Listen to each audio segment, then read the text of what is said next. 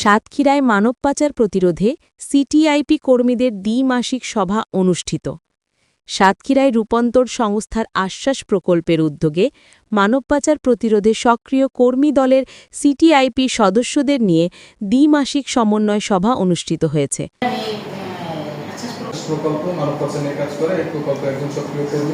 শনিবার 18 অক্টোবর সকাল 10টায় সাতক্ষীরা শহরের ম্যানগ্রোভ কনফারেন্স হলরুমে অনুষ্ঠিত হয়েছে।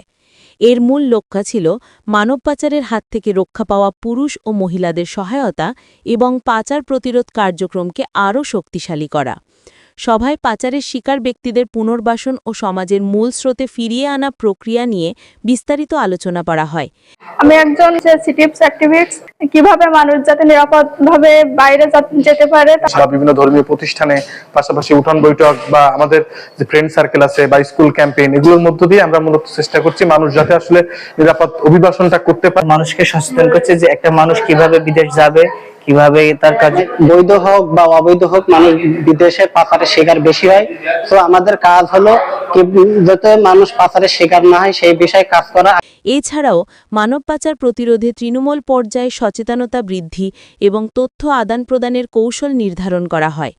সিটিআইপি সদস্য আসাদুল ইসলামের পরিচালনায় এবং জাহিদ হাসানের সভাপতিত্বে অনুষ্ঠিত এই সভায় বিশেষ অতিথি হিসেবে উপস্থিত ছিলেন রূপান্তরের আশ্বাস প্রকল্পে প্রকল্প সমন্বয়কারী সুবল কুমার ঘোষ।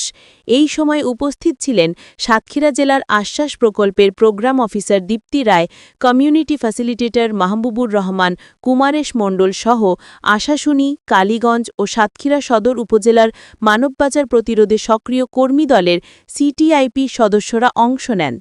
আব্দুর রশিদ, ডাকবাংলা টিভি, সাতক্ষীরা।